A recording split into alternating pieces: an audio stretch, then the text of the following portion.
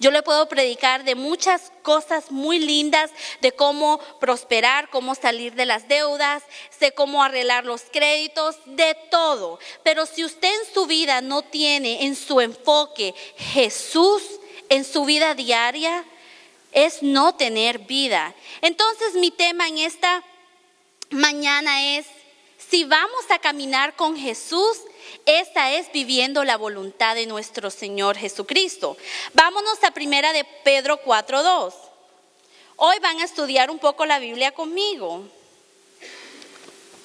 Dice, la Shirley da muchos versículos, pero es que quiero que entiendan la palabra y se disfruten de lo que dice la palabra. ¿Todos están ahí? Primera de Pedro 4 dice, para vivir el resto de su vida terrenal, no satisfaciendo sus pasiones humanas, sino cumpliendo la voluntad de Dios. ¡Wow! ¡Qué interesante! Entonces, ¿cómo así que no satisfaciendo? Para vivir el resto de su vida, otra vez el 2, una vida terrenal, no satisfaciendo sus pasiones, es como, wow, hay personas que no tienen los frenos en su vida, ¿verdad?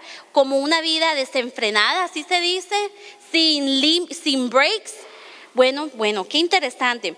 Pues ya basta con el tiempo que han desperdiciado. Dios le está hablando aquí a una persona, a lo mejor no es a ustedes, pero Dios está hablando que ya no quiere que desperdiciemos más el tiempo. Enough is enough. Dios quiere que la iglesia de nuestro Señor Jesucristo ya no gastemos el tiempo y vivamos la vida abundante que Cristo quiere que vivamos.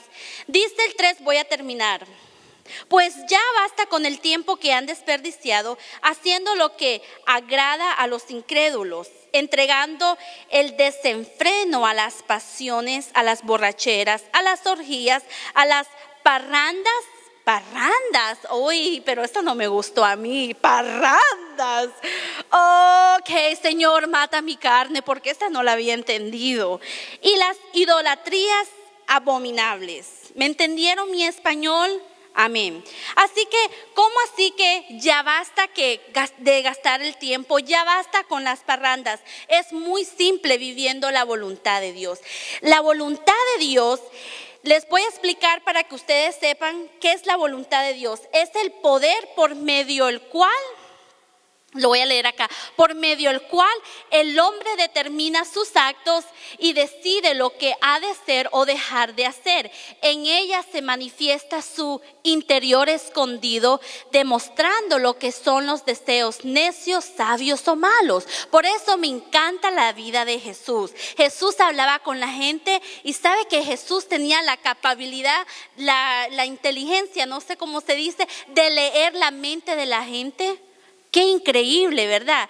Nuestro maestro era bien inteligente, era una persona que conocía los corazones.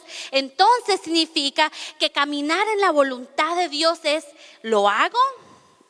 ¿Hago lo malo o hago lo bueno? Dios nos dio esta voluntad y Dios no te va a quitar a ti la voluntad. Tú tienes la voluntad de tú hacer lo que se te dé en tu vida. Pero entonces usted escoge de hacer lo bueno o hacer lo malo. Esa es la voluntad. Vamos a ir entonces a Mateo 6:10. Y yo sé que todos ustedes se conocen Mateo 6:10, ¿verdad? Es muy popular Mateo 6:10. ¿Están despiertos? Ok. Venga tu reino, hágase tu voluntad en la tierra como el cielo. Vemos que la oración de nuestro Señor Jesucristo menciona, hágase su voluntad. Hágase tu voluntad. No hágase la voluntad de Shirley, ¿verdad? No, que se haga la voluntad de Dios, que se haga la voluntad de ¿quién? Del Padre, que se haga la voluntad de Glorita. No, que se haga la voluntad de nuestro Señor Jesucristo. Entonces, qué interesante, miren. Mateo 6:10, les voy a explicar algo. Dios tiene un poder, yo no sé si lo van a poner. Dios tiene un poder que controla y domina todo el mal que los demonios y los hombres puedan afectuar, y cuando lo permite, lo recoge en su voluntad y hace que lo malo se convierta en ¿qué? en bueno. Les voy a dar un ejemplo si no me entendieron. ¿Se acuerdan José en la Biblia que los hermanos le cogieron envidia, cogieron un pozo, lo encerraron, lo vendieron porque según él pues le tenía envidia a su hermano porque su padre lo amaba más a él que todos sus hermanos? Bueno, claro, todos sabemos la historia de José, ¿verdad? Lo vendieron los hermanos, le fueron donde el papá y diciendo, bueno, José ha muerto. Joseph se había muerto y ustedes todos saben la historia. Hubo una gran hambre en la tierra. ¿Y qué pasó? Que los hermanos tuvieron que ir a donde José a pedirle comida porque no tenían con qué comer. Y cuando yo leía la palabra, su hermano, en vez de decirle, ¿y ustedes por qué me hicieron eso? Tratar de matarme. No. Si ustedes leen con cuidado la palabra de Dios, dice que José, en vez de maltratarlos, lloró del dolor. Entonces significa que, pero en ese dolor vino José y les dijo a su hermano, les voy a decir aquí, les dijo a su hermano, el mal que ustedes tenían contra mí, Dios lo tornó en bueno. Les voy a dar otro ejemplo para que entiendan. Cuando estaban matando a Jesús, lo iban a matar. ¿Qué le comentó Jesús a Pilato? ¿Se saben ustedes la historia? ¿Qué fue lo que le dijo Jesús a Pilato?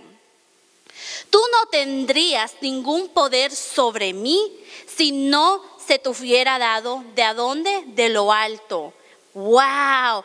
O sea que Jesús sabía que Pilato estaba en contra de él, un poder de lo alto. Pero ¿quién le había dado ese poder de lo alto? ¿Quién? ¿Quién le ha dado el poder de lo alto para que te controla tus finanzas? Pónganse a pensar. ¿Quién le ha dado el poder para que a lo mejor estés enfermo o cualquiera sea tu necesidad? Pero ¿qué dice la palabra de Dios? Que si nuestra voluntad se torna en Dios, va a suceder como le sucedió a José. Lo que tú tenías para mal contra mí se convirtió en bien. ¿Están entendiendo? Vamos a ver otro ejemplo de Mateo 7:21. Mateo 7:21 dice, no todo aquel que dice, Señor, Señor, entrará al reino de los cielos, sino solo el que hace la voluntad de mi Padre que está, ¿a dónde? En los cielos. Qué interesante. Entonces, no todos los que vienen a la iglesia dicen, Señor, Señor, entraré en el reino de los cielos, si solo el que hace la voluntad de mi Padre. Pero no entendía y decía, pero entonces usted puede ser salvo, pero no hacer la voluntad de Dios. ¿Estamos entendiendo? Les estoy hablando claramente.